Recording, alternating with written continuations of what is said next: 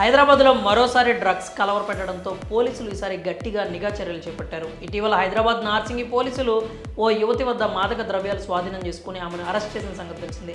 ఈ కేసులో ప్రధాన నిందితురాలైన లావణ్య ప్రముఖ టాలీవుడ్ హీరో ప్రియురాలిగా గుర్తించారు. అయితే ఈ కేసును విచారిస్తున్న కొద్దీ పోలీసులకు మరిన్ని ఆసక్తికర విషయాలు తెలుస్తున్నాయి. లావణ్య సోషల్ మీడియా అకౌంట్స్తో పాటు ఆమె వ్యక్తిగత చాట్స్ను కూడా పోలీసులు పరిశీలిస్తున్నారు. ఈ క్రమంలో ఆమె మొబైల్లో పలువురు బాలీవుడ్ ప్రముఖుల కాంటాక్ట్స్ కూడా ఉన్నట్లు గుర్తించారు. అలాగే చిత్ర పరిశ్రమలో కూడా పలువురికి డ్రగ్స్ సరఫరా చేసినట్టుగా పోలీసులు అనుమానిస్తున్నారు. దీంతో కోర్టు అనుమతి తీసుకుని లావణ్యను అదుపులోకి తీసుకుని విచారించడానికి సిద్ధమయ్యారు పోలీసులు. ఈసారి డ్రగ్స్ విషయంలో నిందితురాలు ఓ టాలీవుడ్ హీరో లవర్ కావడంతో ఈ వార్త మరింత సంచలనంగా మారింది. ప్రస్తుతం ఈ కేసు లావణ్య చుట్టూనే తిరుగుతూ ఉంది. ఈ కేసులో ముందుకెళ్తున్న కొద్ది విచారణలో కొత్త విషయాలు అయితే బయటపడుతున్నాయని పోలీసులు తెలియజేస్తున్నారు. దీంతో అసలు ఈ లావణ్య ఎవరు, ఎక్కడి నుంచి వచ్చింది, ఇండస్ట్రీకే ఆమెకు ఉన్న సంబంధం ఏంటి, ఇలా ఆమె బ్యాక్గ్రౌండ్ అంతా బయటకు లాగుతున్నారు పోలీసులు. వారి విచారణలో భాగంగా తెలిసిన విషయాలు ఇలా ఉన్నాయి. ఆమె హైయర్ ఎడ్యుకేషన్ కోసం విజయవాడ నుంచి హైదరాబాద్కు వచ్చింది. ఇక్కడ మ్యూజిక్ టీచర్గా పనిచేస్తూ షార్ట్ ఫిల్మ్స్, చిన్న సినిమాల్లో హీరోయిన్గా నటించింది. అలా ఒక హీరోకు లవర్గా మారింది. ఆ సమయంలోనే ఆమె జల్సాలకు బాగా అలవాటు పడి